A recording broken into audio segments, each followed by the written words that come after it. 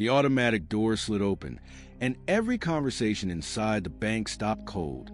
A thin black teenager stepped in, hoodie torn, shoes falling apart, backpack ripped at the seams. He didn't look like he belonged in a place with marble floors, crystal lighting, and customers wearing suits worth more than cars. But he walked in anyway.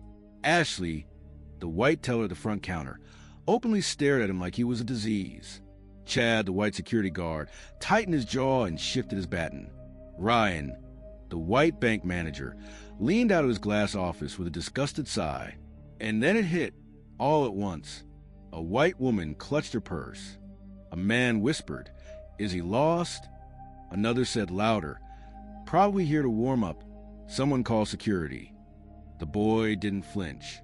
He stepped toward the counter with quiet confidence. Ashley tilted her head, smirking hard. "Sweetheart, this is a bank. You need the homeless shelter down the street." A few customers snickered. The boy raised his eyes slowly, calmly. "I'm here," he said, to make a withdrawal. Ashley laughed in his face. Chad took a step closer, hand on his belt. Ryan crossed his arms, already annoyed. "A withdrawal?" Ashley mocked. "What? $5. 10. The boy didn't blink. "No," he said. 40 million. The entire bank froze. A pen dropped. Someone gasped. Even Chad blinked like his brain glitched. Ashley leaned over her counter. "Oh, honey, you don't even look like you have 40 cents. Chad stepped behind the boy, grabbing his arm hard. "Let's go. Now." Gasps. Whispers. Phones coming out of film. The boy stayed perfectly still. His voice calm, steady, controlled. "You never check the account." Ashley rolled her eyes. Ryan waved dismissively. Chad started dragging him toward the door like trash.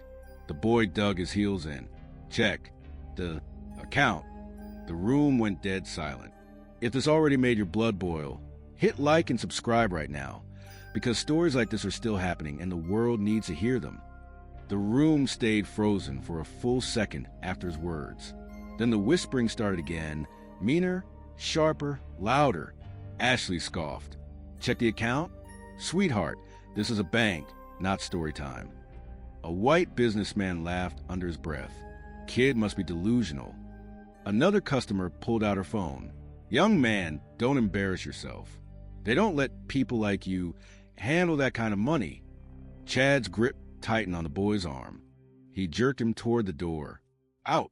Now, before I drag you." Still, the teen didn't fight. He didn't beg. His voice stayed calm. "I said check it." Ashley threw up her hands dramatically. "Oh my God, fine. Let's pretend he's a millionaire for 5 seconds." She jabbed a few keys on her keyboard, without even looking at the screen. "This isn't doing anything. There's no way." "Because you didn't type anything," the boy said. She glared at him. "Don't get smart with me. You were seconds away from getting arrested." Chad gave a rough shove. "Move." The boy stumbled but caught his balance. Whispers rose again. "He's probably trying to scam them. Kids like that do anything for attention. Why is he even allowed inside?" Ryan finally stepped forward, voice full of fake authority. "All right, enough. Young man, you're disturbing my customers. Leave now, or you'll be removed by force." "I didn't disturb anyone," the boy replied quietly. "You judged me before I even spoke." Ryan pressed his lips together. "You don't have an account here. You didn't check." "And I won't," Ryan snapped. "We don't need to run checks for obvious fraud." The cruelty of those words hung in the air. Ashley folded her arms smugly. "Honestly, this is getting embarrassing." That's when heels clicked sharply across the marble floor. Everyone turned. A well-dressed older black woman stepped forward with calm authority. She moved like someone who didn't fear a single person in the building.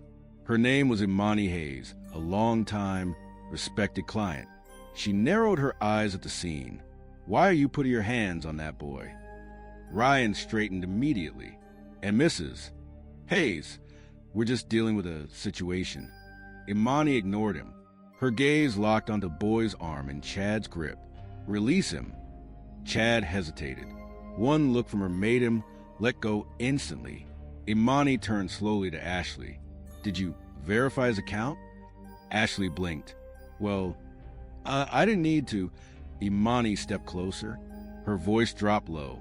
Verify his account. The lobby went silent. The boy handed her the crumpled slip of paper. Imani typed the number herself. The screen loaded, and her breath caught. Imani's eyes widened, first in confusion, then in disbelief, so deep her hand slowly rose to cover her mouth. Ashley frowned. What? What does it say? Imani didn't speak. She just turned the monitor slightly. Ashley leaned in and her face drained of all color. The number on the screen didn't look real. Not to her. Not to anyone. Her voice cracked. Is that 100 million? Imani nodded slowly.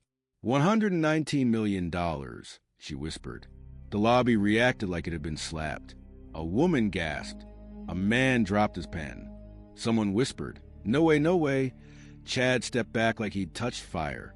His mouth hung open. What is this? He stuttered. This has to be wrong. Ashley's whole body trembled. That balance can't belong to him. Ryan shoved past everyone to see the screen himself. The moment his eyes hit the number, his jaw twitched.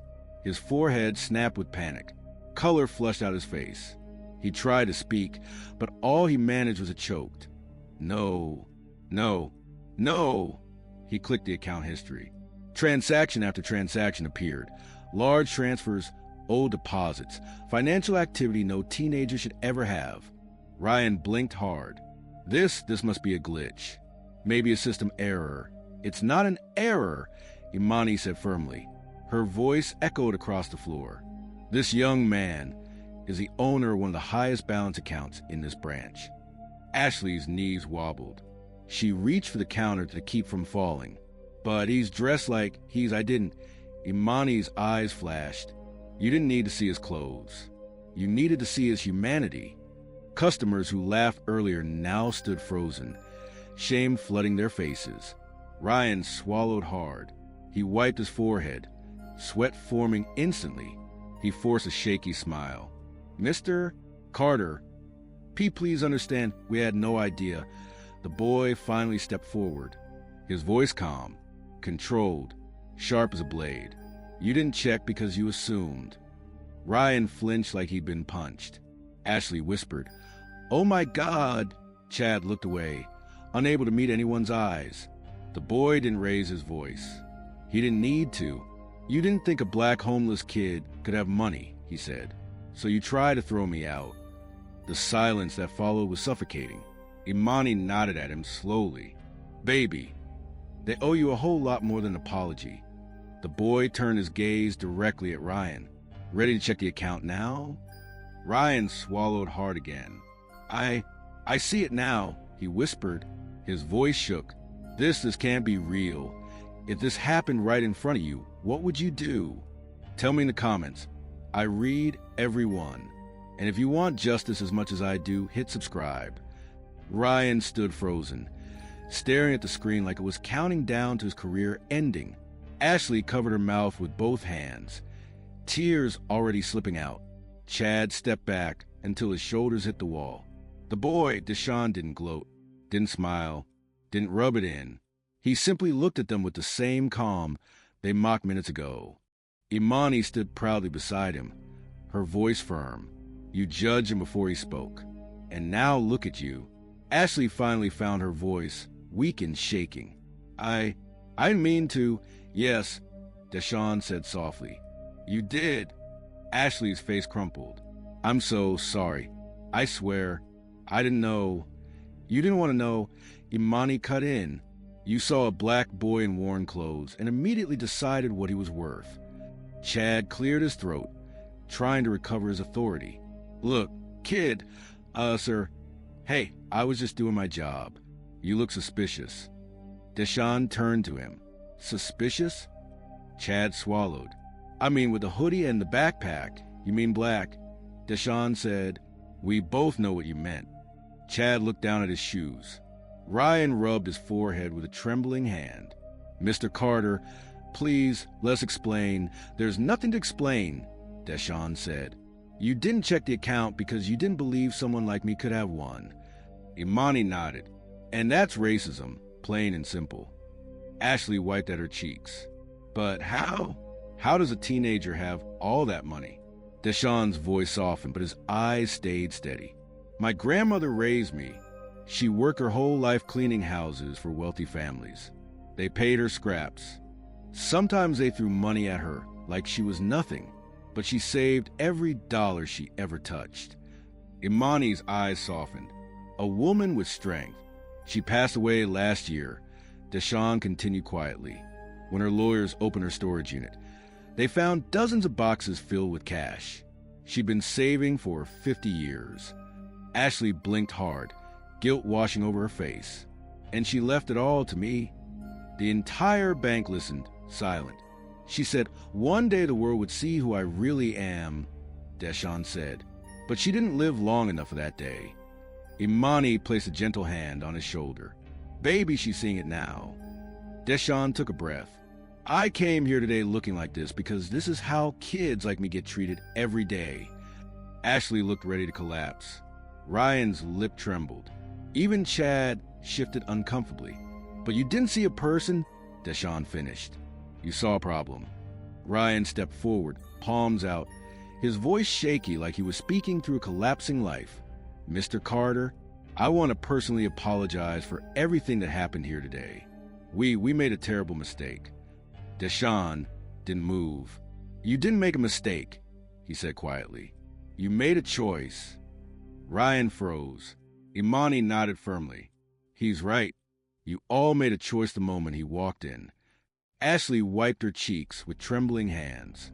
I swear, I didn't mean to hurt you.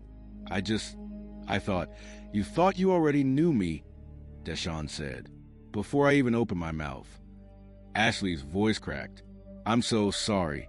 I messed up. I really did. Chad crossed his arms, suddenly less brave without the power imbalance. Look, man, sir, I wasn't trying to be racist. I was doing what I'm supposed to do. Protect the bank. Deshawn looked him straight in the eye. From who? Chad hesitated. From suspicious behavior. Imani stepped closer. Suspicious? The boy walked in. That's all he did. You attacked him before he reached the counter. Chad shifted awkwardly, jaw tight. Ryan cleared his throat, desperate to regain control. Mr. Carter, the branch will take full responsibility. I'll file a formal report. We will correct everything. Just tell us what you need. Deshawn's voice stayed steady. Start by firing him. He pointed at Chad. The security guard's face drained of color. Fire me? For what? His voice cracked. I didn't do anything wrong. You grabbed me without cause, Deshawn replied. You shoved me. You threatened me. Imani folded her arms.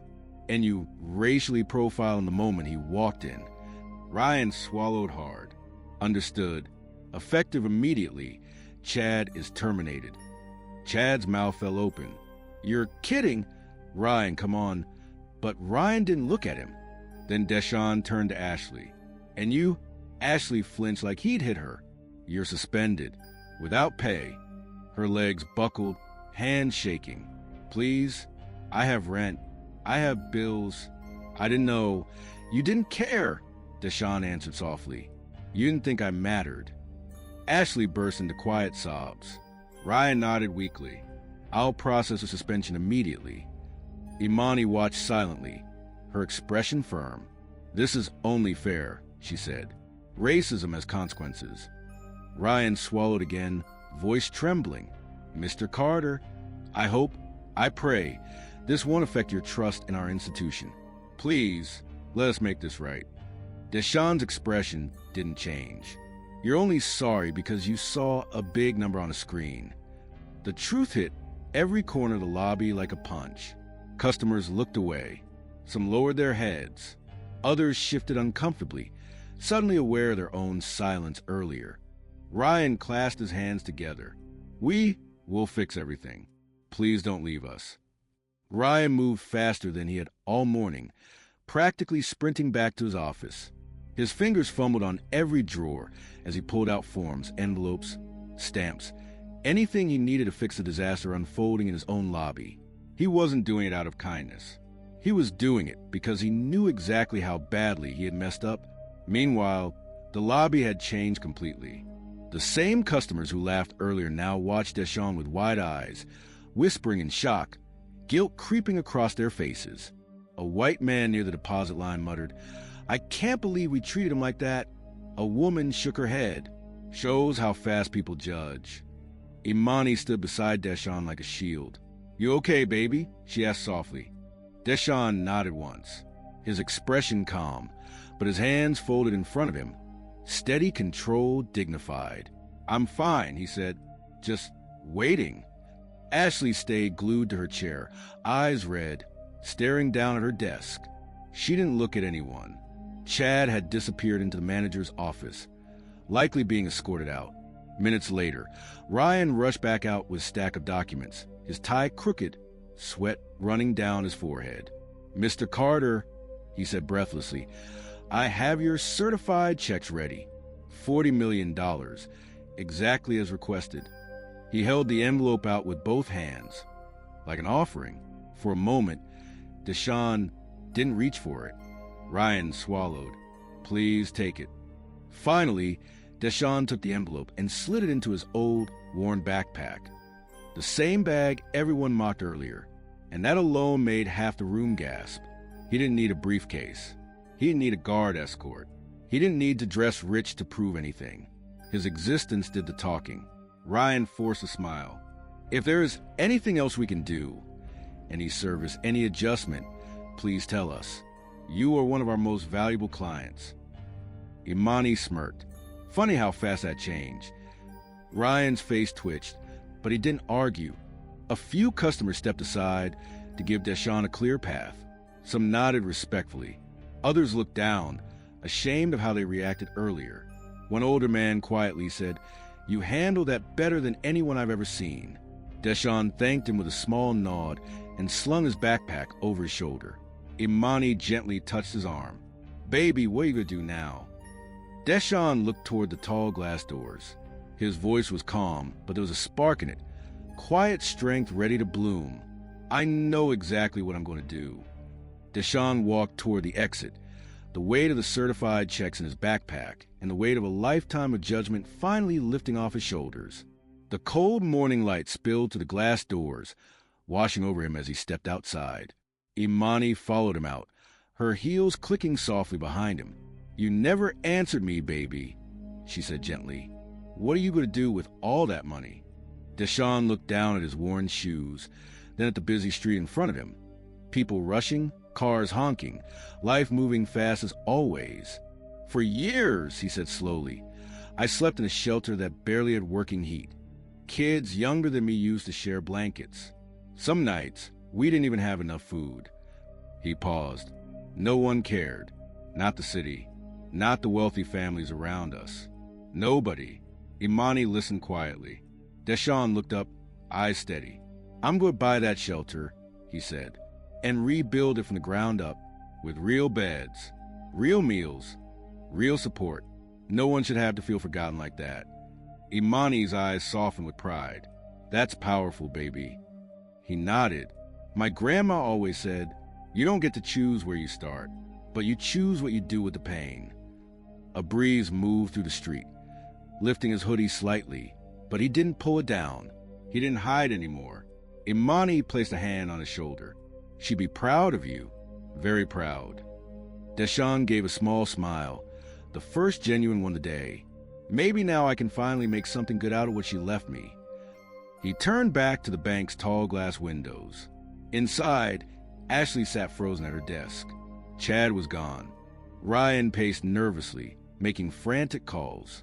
Everyone who mocked him earlier now stood on the other side of that glass, watching him leave not as a homeless kid, but as someone they should have treated with respect from the beginning. Imani squeezed his shoulder once more. "You walk tall now, baby. The world saw who you are today." Deshawn exhaled, a long breath he'd been holding for years. "I think," he said quietly, "the world finally did." He stepped forward into the sunlight. No fear, no shame, no hesitation. just strength and justice. If you believe this should never happen again, share this now. And to my USA, UK, and Canadian viewers, your voice is power. Use it.